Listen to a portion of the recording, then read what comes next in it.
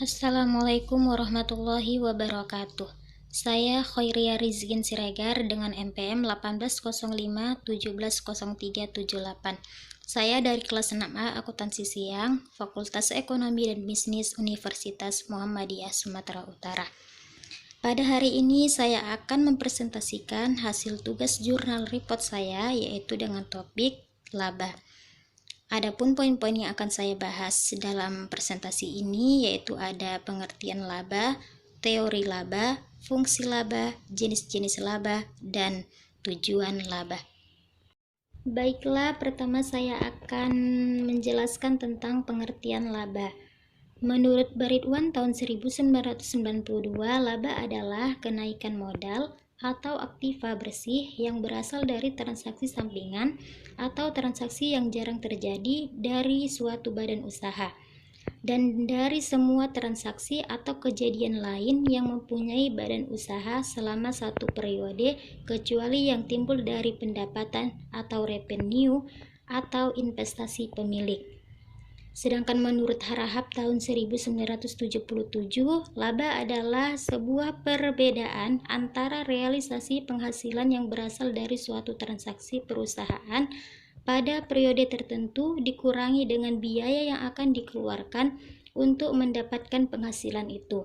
Nah, dan sedangkan menurut Suarjono tahun 2008, laba dimaknai sebagai imbalan upaya perusahaan menghasilkan barang dan jasa.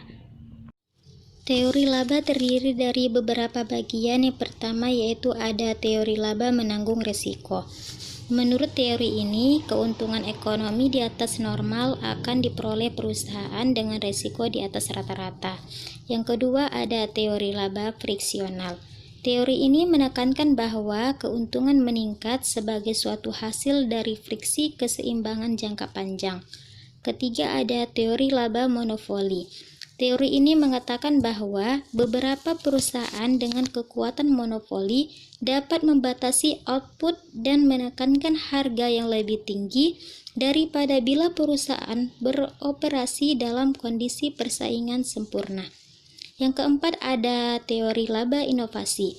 Dalam teori inovasi, laba yang di atas normal dapat timbul sebagai hasil inovasi yang berhasil. Walau demikian, perusahaan yang telah berhasil dalam inovasi tidaklah kebal dari serangan persaingan dari perusahaan-perusahaan imitator. Oleh karena itu, perusahaan perlu melakukan inovasi terus-menerus. Dan yang terakhir ada teori laba efisiensi manajerial, yaitu teori ini menekankan bahwa perusahaan yang dikelola secara efisien akan memperoleh laba di atas rata-rata normal. Selanjutnya di sini ada fungsi laba. Ditinjau dari konsep operasi, fungsi laba bagi koperasi tergantung pada besar kecilnya partisipasi ataupun transaksi anggota dengan koperasinya. Semakin tinggi partisipasi anggota, maka idealnya semakin tinggi manfaat yang diterima oleh anggota. Laba terdiri dari beberapa jenis. Yang pertama ada laba kotor. Nah, laba kotor itu adalah selisih dari hasil penjualan dengan harga pokok penjualan. Kedua ada laba operasional.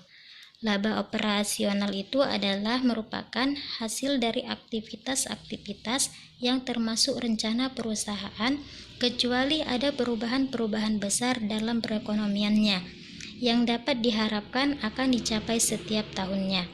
Yang ketiga ada laba sebelum dikurangi pajak atau EBIT.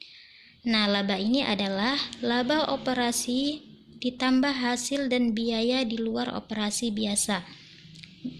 Nah, bagi pihak-pihak tertentu, terutama dalam hal pajak, angka ini adalah yang terpenting karena jumlah ini menyatakan laba yang pada akhirnya dicapai perusahaan. Dan yang terakhir ada laba setelah pajak atau laba bersih.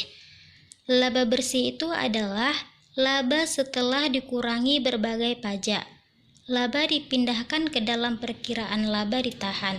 Dari perkiraan laba ditahan ini akan diambil sejumlah tertentu untuk dibagikan sebagai dividen kepada pemegang saham. Tujuan laba. Menurut Anies dan Imam tahun 2003, tujuan laba itu yang pertama adalah sebagai indikator efisiensi penggunaan dana yang tertahan dalam perusahaan yang diwujudkan dalam tingkat kembaliannya. Yang kedua, sebagai dasar pengukuran prestasi manajemen. Yang ketiga, yaitu sebagai dasar penentuan besarnya perencanaan pajak. Yang keempat, sebagai alat pengendalian sumber daya ekonomi suatu negara. Yang kelima, sebagai kompensasi dan pembagian bonus. Yang keenam, yaitu sebagai alat motivasi manajemen dalam pengendalian perusahaan. Dan yang terakhir, yaitu tujuannya adalah sebagai dasar pembagian dividen. Sekianlah presentasi saya hari ini, lebih dan kurangnya saya mohon maaf.